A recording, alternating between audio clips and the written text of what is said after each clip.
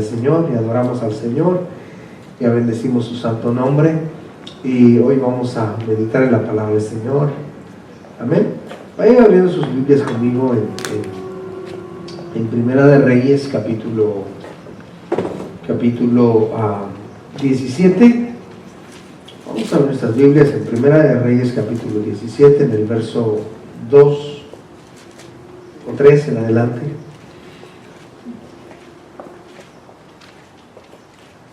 Dice, ¿lo tienen? Verso 3, Primera de Reyes, capítulo 17, dice: apártate de aquí y vuélvete al oriente, y escóndete en el arroyo de Querit, que está frente al Jordán. Beberás del arroyo, y yo he mandado a los cuervos que te den ahí de comer. Y él fue e hizo conforme a la palabra de Jehová, pues se fue y vivió junto al arroyo de Querit, que estaba frente al Jordán, y los cuervos le traían pan y carne por la mañana, y pan y carne por la tarde, y bebía del arroyo. Pasados algunos días se secó el arroyo, porque no había llovido sobre la tierra. Amén. ¿Por qué no oramos en esta tarde? Señor, te damos gracias una vez más por este honor tan grande que nos das de poder estar aquí en este lugar, poder congregarnos, Señor, y poder tener este privilegio tan maravilloso de meditar en tu palabra, de conocer y aprender de tu palabra, Señor. Podemos ver, Señor amado, tantas promesas, Señor, en tu palabra, que nos conforta, que nos alienta, que nos anima, Señor. Y que podemos entender por medio de tu palabra, Señor, que nunca nos dejarás solos. Siempre estarás con nosotros, porque tú eres Dios de nuestra consolación. Gloria a Dios. Amén. Vamos a meditar en un tema en esta tarde.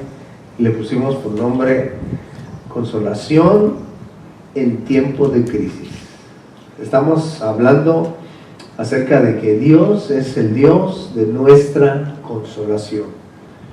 Entonces, podemos ver, hermanos, que Dios siempre, hermanos, siempre estará ahí. Él no se apartará de nuestro lado. Él siempre tendrá cuidado de nosotros, cada día, cada momento. Entonces, aún en el tiempo de crisis, Él estará ahí, ¿sí? Y eso es interesante, porque podemos entender que consuelo, hermanos, es una sensación de alivio experimentada cuando cesa o remite un dolor, o se acaba un dolor. Ese es consuelo. Fíjense, hermanos, es hermoso tener un consuelo. Y cuando meditamos la palabra del Señor, hermanos, y vemos al Dios que adoramos, al Dios que servimos, créanme que cada día va a crecer más nuestra fe y vamos a depender más de Él.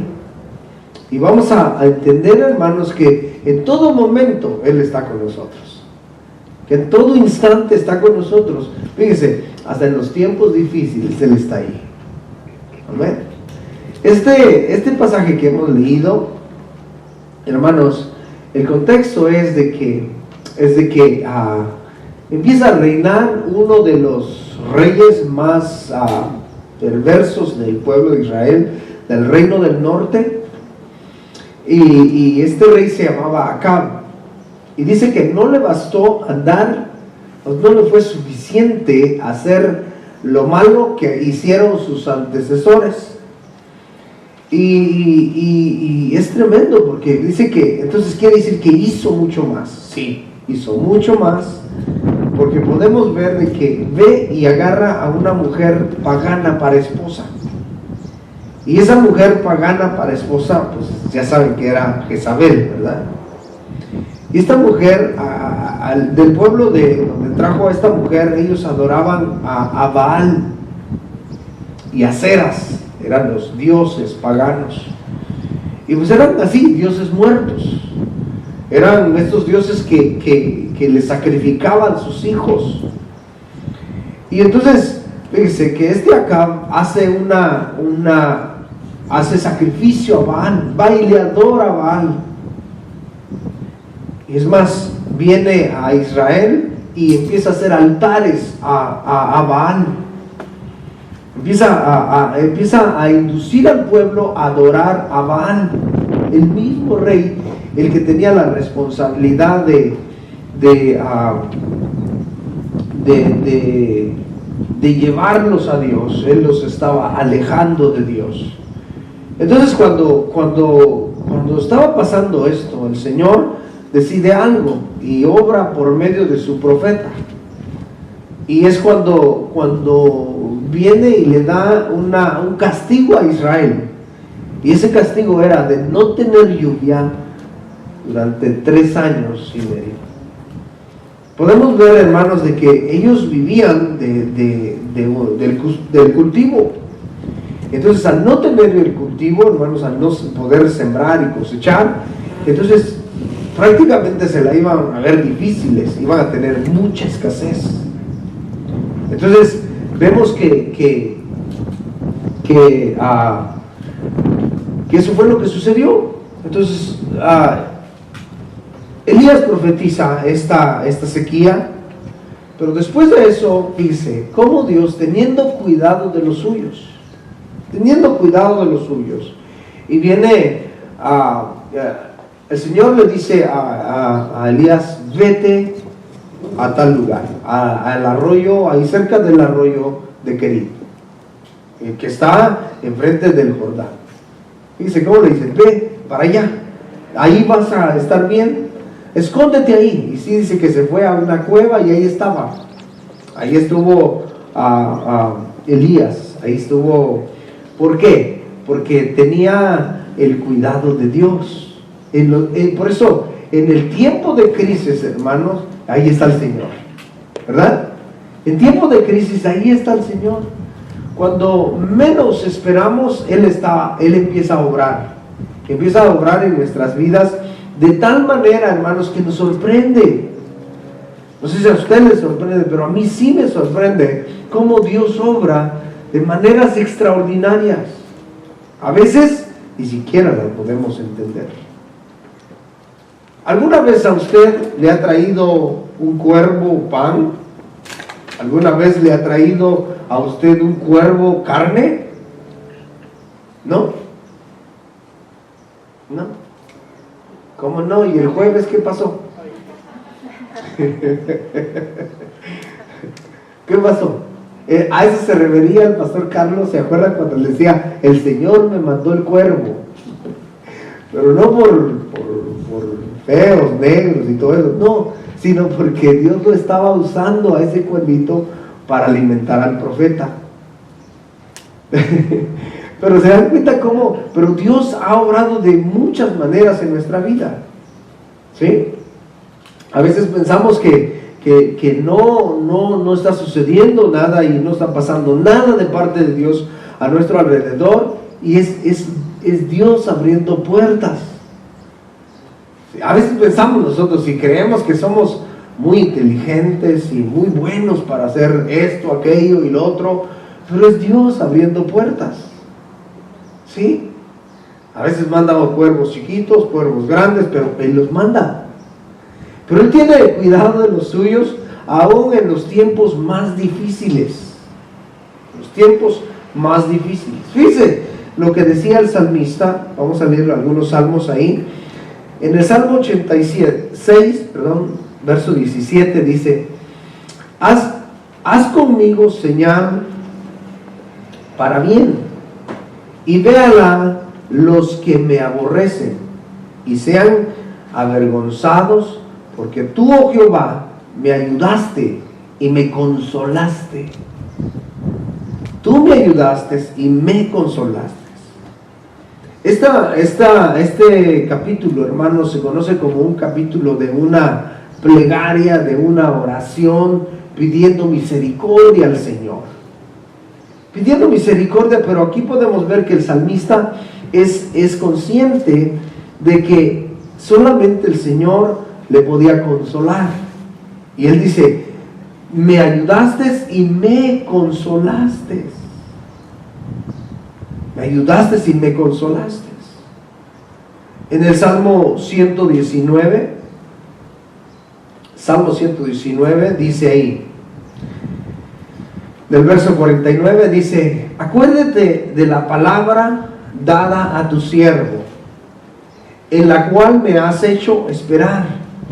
Ella es mi consuelo en mi aflicción, porque tu dicho me ha vivificado. Los soberbios se burlaron mucho de mí, mas no me he apartado de tu ley. Me acordé, oh Jehová, de tus juicios antiguos y me consolé. Me acordé, oh Jehová, de tus juicios antiguos y me consolé. Dice, no me aparté de tu palabra. O sea, al mantenernos, sí, arreglen el sonido aquí porque está medio... Al mantenernos, hermanos, meditando y poniendo por obra la palabra del Señor, podemos ver, hermanos, que el salmista es lo que estaba haciendo, y dice que por eso él se consoló. Hay un consuelo, hermanos, al poner por obra la palabra del Señor. ¿Por qué? ¿Cuál es el consuelo? ¿Sabe cuál es el consuelo? Que hay paz en nuestros corazones. ¿Sí? Hay paz en nuestros corazones. Cuando no ponemos por obra la palabra del Señor, cuando estamos desobedeciendo la palabra del Señor, créanme que no hay consuelo, no hay tranquilidad. Ahí están muchos. No hay tranquilidad en nuestro corazón, y es por eso que no podemos estar en paz. Pero cuando obedecemos la palabra del Señor, hermanos, tenemos la aprobación de Dios, y la aprobación de Dios trae a nosotros consuelo. Trae consuelo, estamos en paz con Dios. Entonces, fíjense lo que dice el salmista. Acá dice, consolaste, tú consolaste. Al no mantenerme en tus juicios antiguos, tú consolaste mi vida. Este verbo en el hebreo, hermanos, me consolé en ti, me consolé, quiere decir suspirar, respirar fuertemente. Pero hay dos maneras de hacerlo. Por ejemplo, cuando también es el verbo que se utiliza cuando el Señor dice que vio al hombre en pecado, cuando antes del diluvio, ¿se acuerda? Antes del diluvio dice que lo vio y suspiró, porque a eso se está haciendo referencia, o se arrepintió. Ahora que dice que se arrepintió de haber hecho al hombre, pero prácticamente eso era lo que estaba haciendo, un suspiro, un suspiro fuerte, profundo. Pero acá donde dice me consolé, es un suspiro de alivio. ¿Sí me entienden? Un suspiro de alivio. Cuando uno encuentra consuelo, y cuando se quita ese dolor, por eso le daba el significado de consuelo, es sensación de alivio experimentada cuando cesa o remite o se termina un dolor.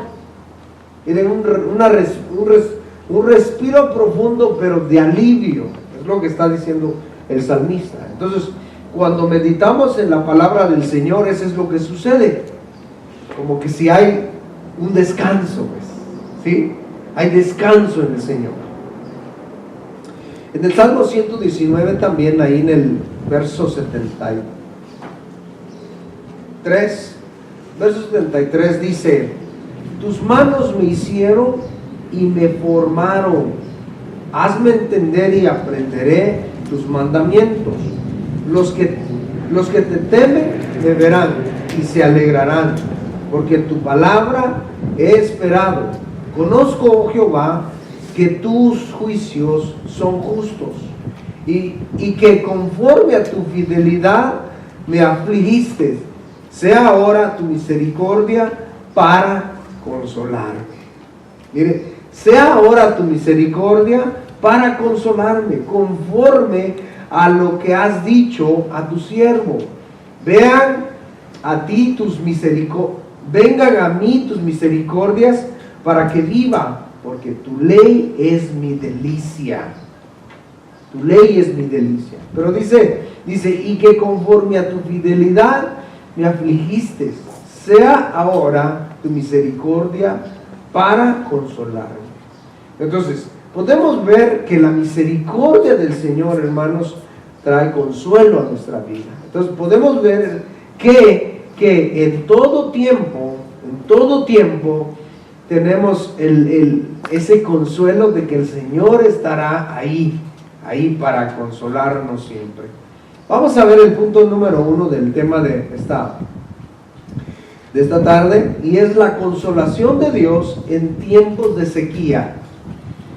La consolación de Dios en tiempos de sequía. ¿Por qué le puse la consolación de Dios en tiempos de sequía? Bueno, miren, hermanos, por ejemplo, el desierto representa el mundo. El desierto representa el mundo. Entonces, dice, ¿cómo es que Dios hizo pasar al pueblo de Israel por el desierto? Pero dice que no los hizo pasar para que ellos quedaran ahí postrados en el desierto, porque esa era la voluntad de Dios. No, la voluntad de Dios era probar sus corazones. Probar sus corazones. Fíjense, hermanos, nosotros estamos en este mundo, pero en este mundo, mire, el Señor va a probar nuestros corazones, va a probar nuestras vidas. Y es por eso que vamos a pasar por tiempos difíciles. No siempre va a ser un tiempo de prosperidad y de alegría, de salud, no siempre, hermanos. Pero en ese tiempo de crisis, en el tiempo de sequía, hermanos, el Señor siempre estará a nuestro lado. Nosotros debemos de entender esto y confiar plenamente en Él. Como dijo el salmista está diciendo, dice, y que conforme a tu fidelidad me afligiste. Él estaba enterado y consciente de que la aflicción que había en él era de parte del Señor, era que Dios lo había permitido. Pero él dice algo interesante, dice, venga a mí tu misericordia para que viva, porque tu ley es mi delicia. Pero más atrásito dice, ahora tu misericordia, tu misericordia para consolarme, sea ahora tu misericordia para consolarme. Entonces, en ese tiempo de sequía, hermanos, entendamos que el Señor estará siempre ahí para consolarnos. Consolación, recuerde que decíamos ahí que es acción y resultado de consolar, acción y afecto de consolar, alivio de pena o angustia, de una persona. ¿Ves, hermanos? Que nosotros lo podemos experimentar de diferentes maneras cuando tenemos alguna necesidad, pero que llega la solución a esa necesidad, nosotros lo hemos experimentado, hay un alivio, y a eso se refiere. Entonces, cuando hay penas, cuando hay preocupaciones, cuando hay problemas, aflicciones, cuando somos metidos al desierto, hermanos, mire, nuestro alivio, nuestro consuelo tiene que ser el Señor nunca nos dejará. El Señor nunca nos dejará. Fíjese, hermanos, camino a la tierra prometida era muy corto. De hecho, dice que en 14 días ellos hubieran estado en la tierra prometida. Pero ¿cuánto tiempo duraron en el desierto, hermanos? 40 años. 40 años duraron en el desierto. Pero ¿por qué no llegaron a la tierra prometida así de pronto? Por lo mismo, porque en cuanto ellos empezaron a caminar en el desierto, vieron que no todo era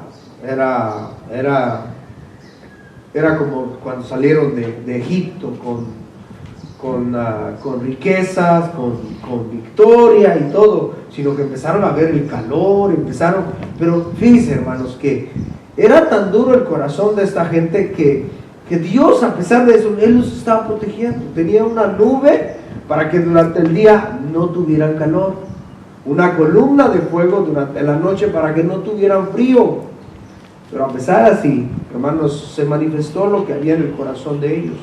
No había confianza. En realidad, hermanos, no le conocían. Fíjense, no le conocían.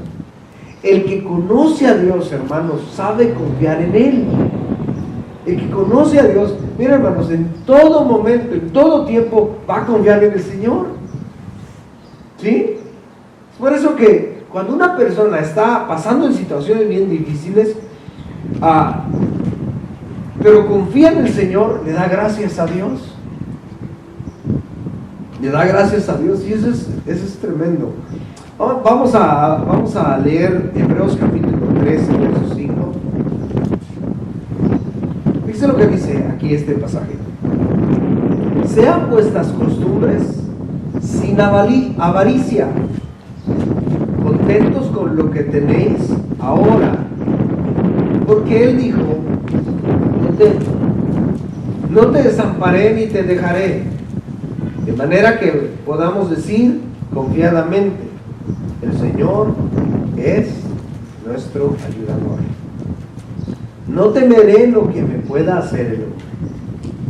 Dice, podemos decir nosotros confiadamente: el Señor es mi ayudador. Bueno, aquí en estos versos, el pasaje base que vimos, podemos ver que Elías pudo decir eso. Elías pudo decir: el Señor es mi ayudador. ¿Por qué? Porque dice que el Señor le dice: ve y escóndete allá en el arroyo que está enfrente del Jordán, el arroyo de Querit. Ahí escóndete, de ahí vas a beber y no te preocupes, yo te voy a cuidar. Yo te voy a cuidar. Y entonces, ¿qué fue lo que hizo Elías? ¿Verdad que no se puso a discutir? No se puso a poner excusas, a decir una y otra cosa. No, él obedeció y fue al arroyo de Querit. ¿Y qué fue lo que sucedió ahí? Vemos que Dios cumplió su palabra. Entonces, Elías pudo decir: el Señor es mi ayudador. Entonces, por eso dice el escritor a los Hebreos, dice: sean vuestras costumbres sin avaricia. Bueno, este verbo costumbres, que es tropos, tiene un significado que quiere decir giro, también vuelta, o también es modo o estilo, también es comportamiento o carácter. Entonces, lo que está diciendo el escritor a los Hebreos acá dice que sea nuestro modo de vivir, que sea nuestro comportamiento o nuestro carácter, sin avaricia. Sin avaricia. Hermano, lo que sucede es que cuando no podemos tener consuelo en nuestra vida es porque tenemos avaricia en nuestro corazón. Tenemos esto que impide que el consuelo de Dios llegue a nosotros. Y hacemos planes en nuestra mente y queremos alcanzar esto, aquello y lo otro. Y a veces no es la voluntad de Dios. Mire, es mejor que busquemos cada día la voluntad del Señor. Y mire, Él tendrá cuidado de nosotros. Podemos decir, hermanos, entonces, que el Señor es nuestro ayudador. Confiemos en Él. ¿Por qué? Porque no se apartará de nosotros. Él dice: no te desampararé. no te desampararé. Podemos ver que Elías, hermanos, no se quedó sin comer, ¿verdad? ¿Cuándo usted se ha quedado sin comer? No, aquí, menos aquí. No, nadie se ha quedado sin comer. ¿O alguien tiene hambre aquí para hacer una cooperacha? ¿Alguien no ha comido, no tiene para comida? Todos tenemos para comida. Mire, Dios ha sido bueno, que ha proveído para nuestras necesidades. Entonces, por eso dice, no te dejaré ni te desampararé. Bueno, este desamparar, hermanos, es como cuando un padre o una madre abandona a sus hijos. ¿Sí? Es cuando un padre o una madre abandona a sus hijos.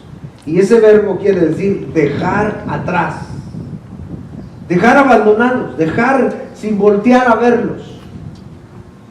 El Señor no va a hacer eso. El Señor dice, el Señor siempre va a estar con nosotros. Yo estaré con ustedes todos los días hasta el fin del mundo. Entonces Él va a estar con nosotros todos los días, hermanos. Cada momento de nuestra vida, ahí estará. Ahí estará. Entonces, ¿qué debemos de hacer nosotros? Confiar en Él. Dios siempre tiene cuidado de nosotros. Él siempre tuvo cuidado de Elías, y no le faltó. Cosa increíble, ¿no?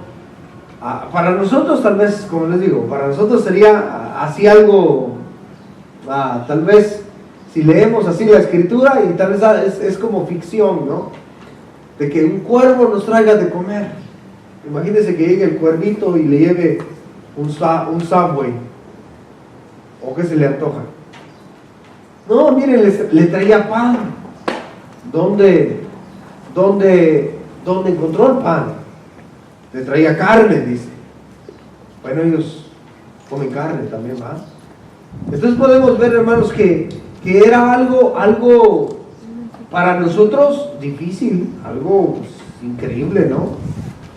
Que el cuervo le trajera carne. Pero mire, el profeta ahí tranquilo, comiendo del sustento de Dios, porque él estaba confiando en el Señor. Ahí estaba, bebía del arroyo y comía de lo que le traían los cuervos. Y entonces, así ha hecho el Señor con nosotros todos nuestros días. Nosotros que tenemos ya algunos añitos, sabemos cómo Dios ha proveído en nuestras necesidades. Sabemos que Él ha tenido cuidado de nosotros.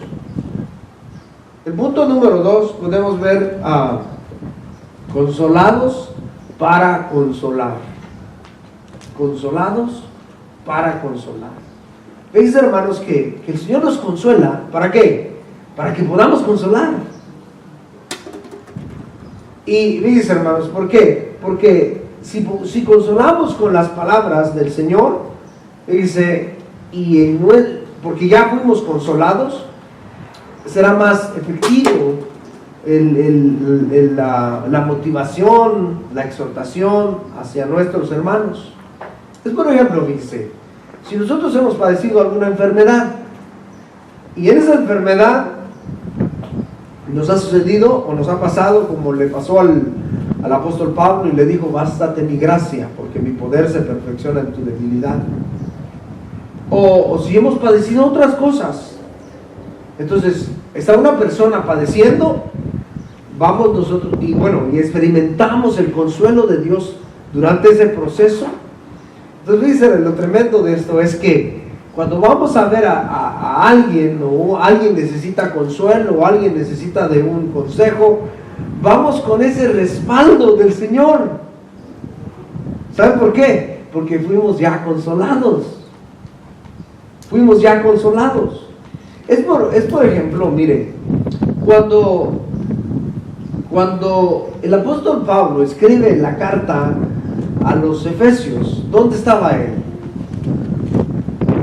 ¿Dónde estaba? En la cárcel. Y estaba en la cárcel. Y ya vimos, hermanos, cómo él empieza a escribir y dice que él fue llamado a ser apóstol de Jesucristo. Él estaba en la cárcel, pero estaba animado, se sentía privilegiado y empezaba a adorar al Señor, porque él empieza en el verso 3 diciendo: bendito sea el Dios y Padre de nuestro Señor Jesucristo. Dice, él tenía una adoración en su corazón y en sus labios, pero su situación no era tan deseable. No era de que, es que ando en prosperidad, ando gozoso. No, dice, andaba con gozo, pero no porque las cosas que lo rodeaban estaban marchando al 100, sino que él estaba en la cárcel. Cuando escribe la carta a los filipenses también, él estaba en la cárcel. ¿Y sabe cuál es el tema principal a los filipenses? Ánimo, gócense, regocijaos en el Señor, os digo regocijaos, alégrense. Entonces dice, ¿cómo es que Pablo podía animar a las iglesias? ¿Cómo es que Pablo podía hacerlo? ¿Sabe por qué? Porque en primer lugar conocía a Dios. ¿Cómo podemos nosotros, hermanos, consolar a otros? Es primero ser consolados en Cristo. Si nosotros somos consolados en Cristo, dice, créanme que con toda seguridad y toda certeza iremos y consolaremos a esas personas que necesitan consuelo. Pero ¿cómo vamos a consolar a alguien con algo que no conocemos o con alguien que ni siquiera conocemos? Pero, hermanos, si conocemos a ese Dios vivo, si conocemos a nuestro Dios, hermanos, y hemos experimentado su consolación, entonces, hermanos, podremos consolar a los demás. Amén. Podremos consolar a los demás. Entonces, podemos ver de que el Señor llevó al profeta, dice, de sequía o de tribulación a lo imposible. Lo llevó de un lugar que era increíble, que los cuervos le trajeran de comer y le trajeran carne y pan, increíble. Pero lo llevó, cuando se seca el arroyo, lo lleva a un lugar, a Sarepta de Sidón, donde era algo imposible, pues. Y se va a la casa ¿de dónde? De una viuda. Normalmente en ese entonces las viudas eran las que estaban más abandonadas. Y imagínense, en ese tiempo de hambre y de sed. Entonces, el Señor llevaba así al profeta de un lado a otro. Pero dice, no vemos al profeta ahí desobedeciendo al Señor. No, al contrario, obedeciendo. Va obedeciendo. Aunque lo lleva a lo imposible, va obedeciendo. Para que el profeta pudiera consolar a la viuda en un momento imposible, él fue consolado antes. Y fue consolado allá en el arroyo de Querit. Él vio la provisión de Dios. Es por eso que con toda seguridad, acuérdense lo que le dijo. Ándale, la mujer viene, dice que está buscando leña y todo eso. ¿Se acuerdan los cantitos de las clases de los niños, no? Está buscando leña, ¿y para qué? Porque iba a cocinar el último resto de harina que tenía para comérselo él ella y su hijo y morir, porque ya no tenían nada más. ¿Y qué le dice el profeta? Vaya conmigo a ese pasaje.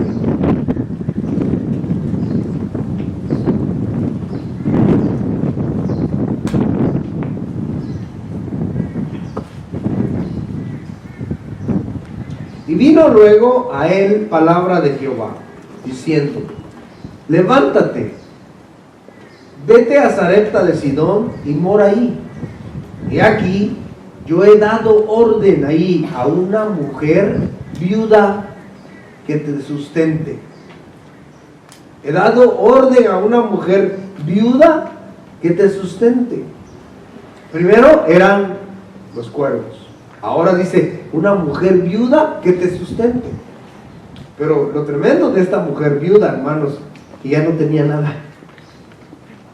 No tenía nada. Por eso les digo que lo llevó de la sequía a lo imposible.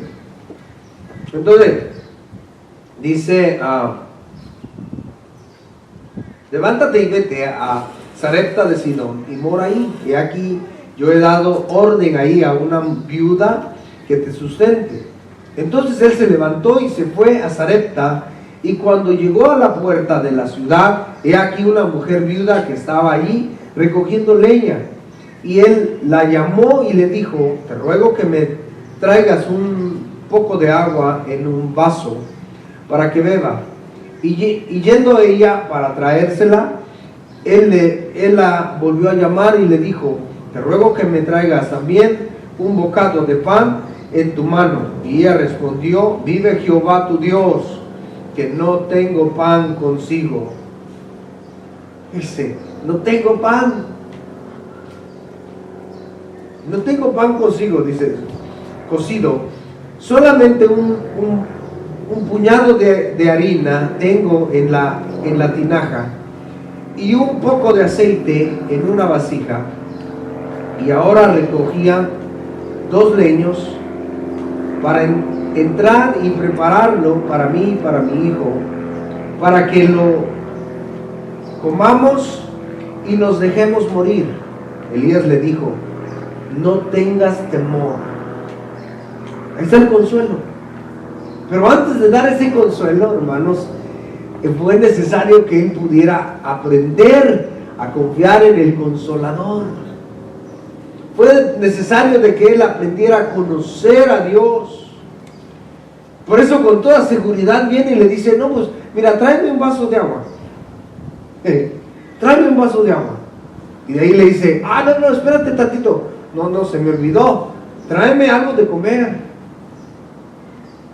No, pero era especial este profeta. Acuérdense que quería su pan cocinado entre las brasas. Así lo quiero. Y dice: pues ya casi no tengo. No, mira, y tráeme a mí primero. La mujer también tuvo que creer. Y eso fue lo que hizo, hermanos. Pero el profeta, hermanos, dice: no temas, no tengas temor. Ve, haz como lo has dicho, pero hazme a mí primero de ello una pequeña torta cocida debajo de la ceniza, mírelo, y traédmela.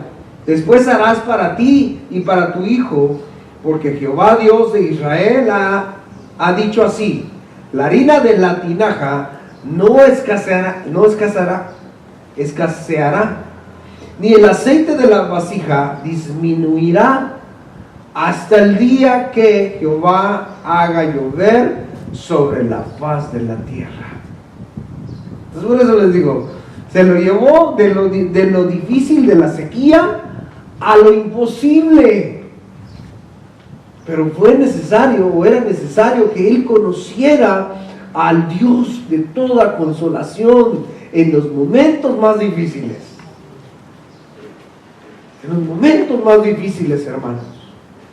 Por eso, fíjese, hermanos, cuando usted esté en situaciones difíciles, tal vez necesidades económicas, tal vez necesidad de salud, tal vez necesidad emocional, confíe en el Señor. Confiemos en Dios. Debemos de confiar en Dios, que nunca nos dejará, nunca nos desamparará, hermanos. Esta mujer dijo: no, pues yo, miren, lo único que tengo es un puñado y un poquito de aceite, y lo único que estoy haciendo es nada más recoger 2 leños para cocinar algo y ya encerrarnos y morirnos. Pero no sabía que ahí iba alguien que la iba a consolar de parte de Dios. Ahí va la bendición. Pero dice, esta mujer tuvo que creer también. ¿Entiende?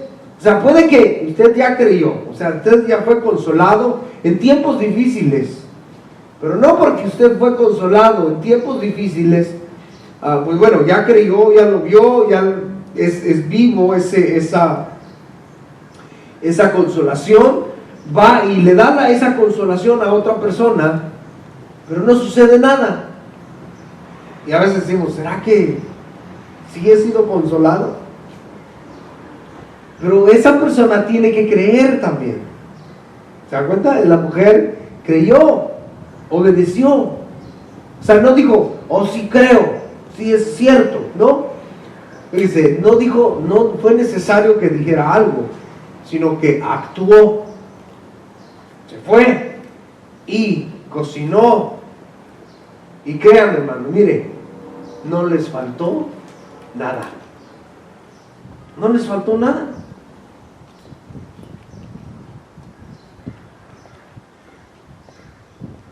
Entonces, en Hechos capítulo 20, verso 7. Miren.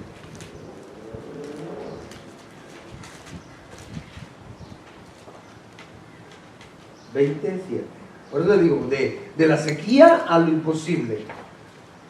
Aquí, por ejemplo, miren, hermanos, por si fuera poco, bueno, Pablo iba padeciendo de una y de otra manera, o sea, de muchas formas, él iba padeciendo.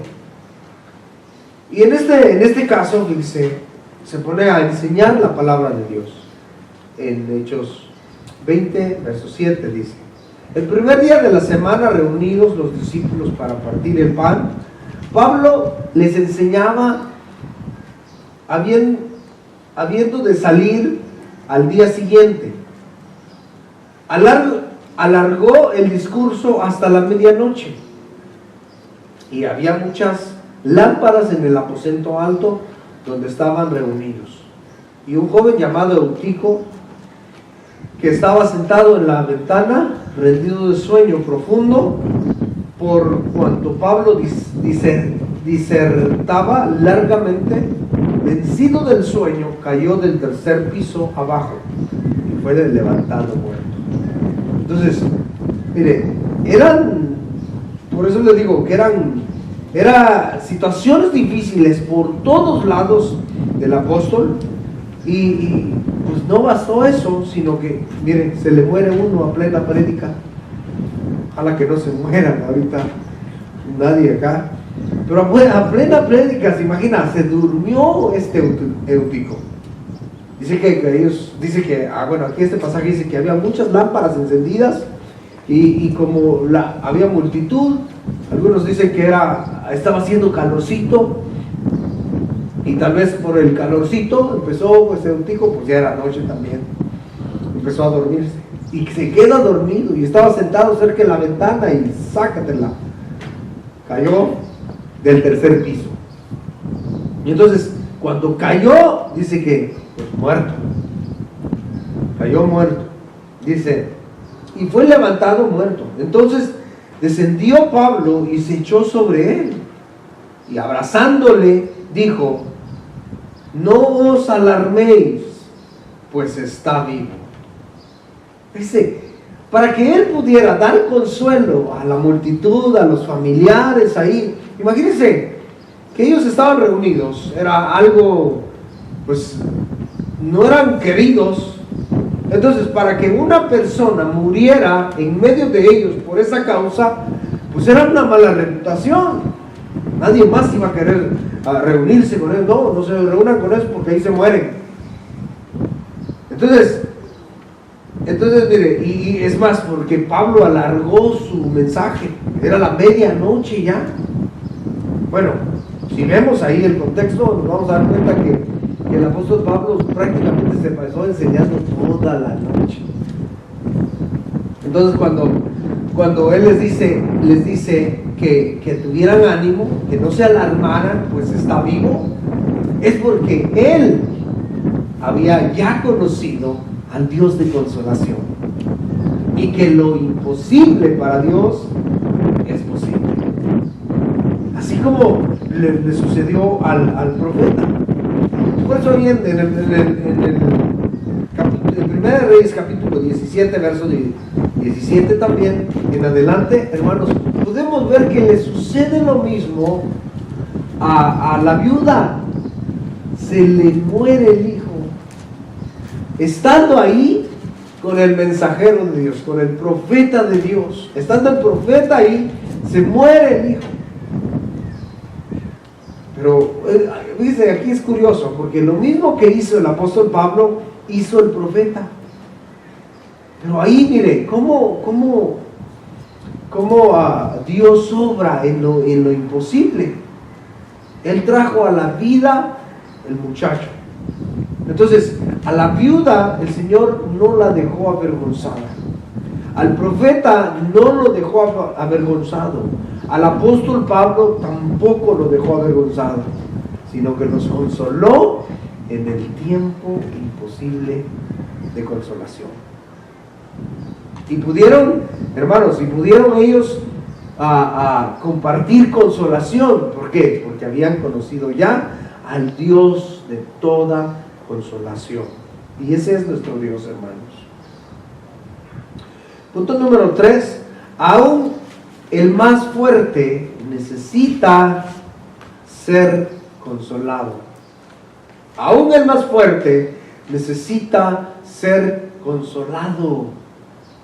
Miren, hermanos, todos necesitamos ser consolados. Todos necesitamos un consuelo. Todos necesitamos tener, hermanos, como ese refugio. ¿Sí? Todos necesitamos. Es por eso que hemos estado hablando de la unidad del cuerpo de Cristo. Porque, fíjense, hay personas que se conectan mejor con otras. No sé si usted se ha dado cuenta. Pero se conectan mejor con otras. Y entonces, cuando se conecta con esas personas, o una persona tiene una conexión con uno, pues uno necesita conocer de ese Dios de consolación. Porque a veces esas personas están buscando consolación. Entonces, para poder nosotros ser una ayuda, un impacto o el instrumento útil para Dios, para formar, para animar a esa persona, es necesario que nosotros le hayamos conocido ya. Pero todos necesitamos consolación, todos, hermanos. ¿Alguien de ustedes, alguno de ustedes, no ha pasado tiempo difícil, donde se siente así, necesita consuelo, necesita del apoyo, necesita la ayuda? Alguien puede decir, yo no necesito de nadie, ni de Dios. Pues nadie, ¿verdad? Nadie puede decir eso, nadie puede decir eso, porque todos necesitamos consolación. Consolación. Fíjese, es más, sin Cristo no hay consolación. Él es el que ha traído consolación a nuestras vidas. Pero durante nuestro caminar, hermanos, necesitamos consolación. Y la consolación, hermanos, es esto, es alivio de pena, alivio de una carga también. Dice, en el desierto iban hacia la tierra prometida, y Moisés era el juez, era el que hacía justicia en medio del pueblo, y todos dicen que desde la mañana hasta la noche llegaba al pueblo para que Moisés hiciera justicia. Y era una de trabajo, pero de todos los días. Pues era un pueblo numeroso. Entonces Moisés estaba ahí, lo hacía bien. Pero llega su suegro, Jetro, ¿se acuerdan? Y le dice, ¿sabes qué? Vas a desfallecer si sigues haciendo esto. Te vas a acabar. Necesitas poner a hombres diestros que puedan hacer o que te puedan ayudar. Y eso fue un alivio, ¿no? Para Moisés fue un alivio. Se pudo enfocar más tal vez a conocer a Dios, a escuchar la voz de Dios. Es como cuando los discípulos, ¿se acuerdan que dijeron, ahí en los Hechos dice que dijeron ellos, no es posible que nosotros sirvamos las mesas? No porque era algo degradante, no porque era algo humillante servir las mesas, no, ellos lo hacían con todo el corazón. Pero, hermanos, estaban siendo cargados, porque ellos sabían muy bien que era necesario que ellos se dedicaran a la oración y a la palabra de Dios. A la oración, a la palabra de Dios. Entonces cuando dicen, escojan de entre ustedes a 7 hombres, les dieron requisitos, llenos del Espíritu Santo, llenos de sabiduría.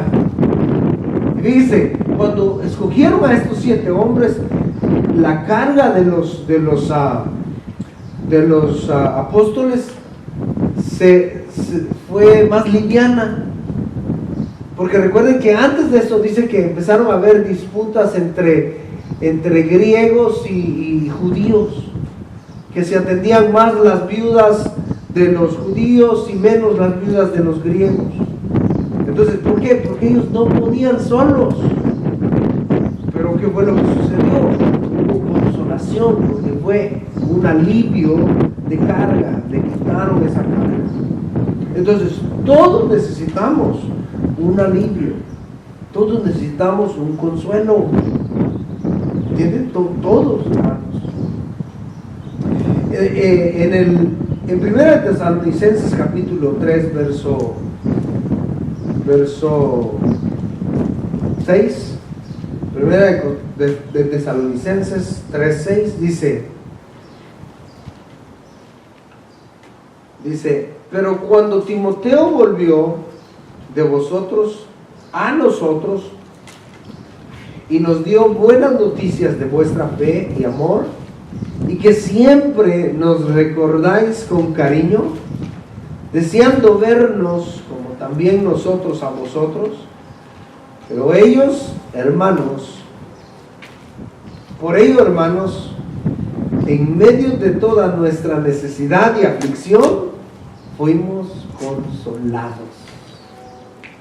El apóstol Pablo dice lo que está diciendo, que la consolación de él, su consolación era esto, de que los hermanos de Tesalónica fueran hijos de Dios, temerosos de Dios, que honraran a Dios. Y dice, por cuanto Timoteo volvió de vosotros a nosotros y nos dio buenas noticias. Y las buenas noticias no era de que llevaba una gran ofrenda, ¿no? La buena noticia no era de que te trajimos o te enviaron un buen regalo. O la buena noticia no era de que te enviaron pan de tal lugar. O te mandaron queso, ¿no?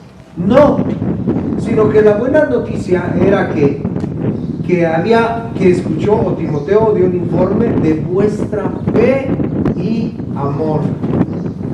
Mire, hermanos, fe y amor.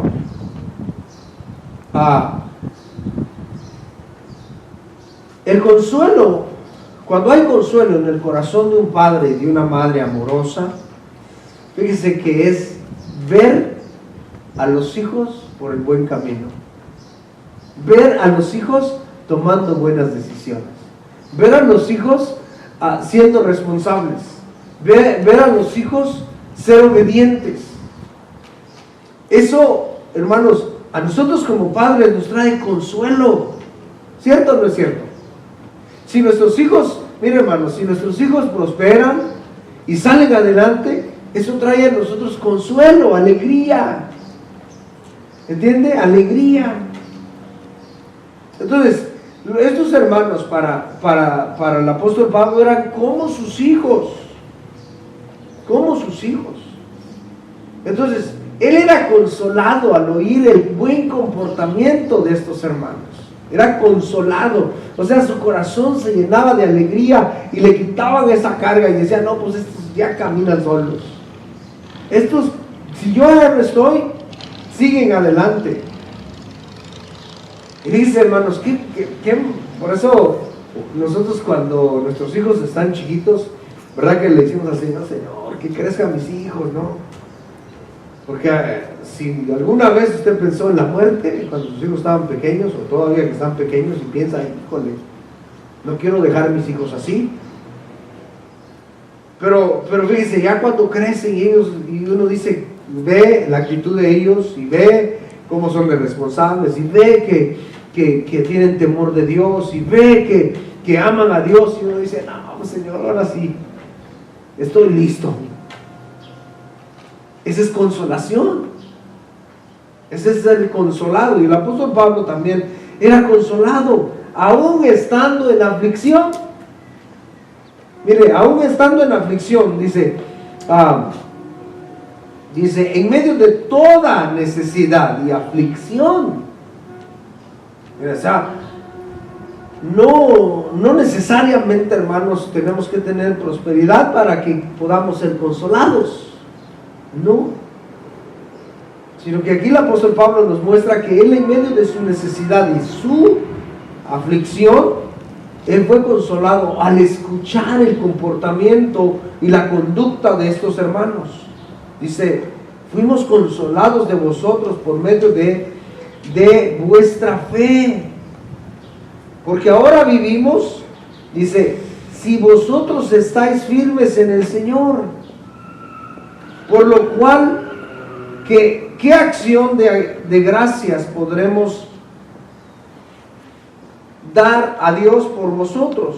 Por todo el gozo con que nos gozamos a causa de vosotros delante de nuestro Señor o nuestro Dios, orando de noche y de día con gran insistencia, para que veamos vuestro rostro y completemos lo que falte en vuestra fe. Pero podemos ver, hermanos, que todos necesitamos consolación, desde el más débil hasta el más fuerte.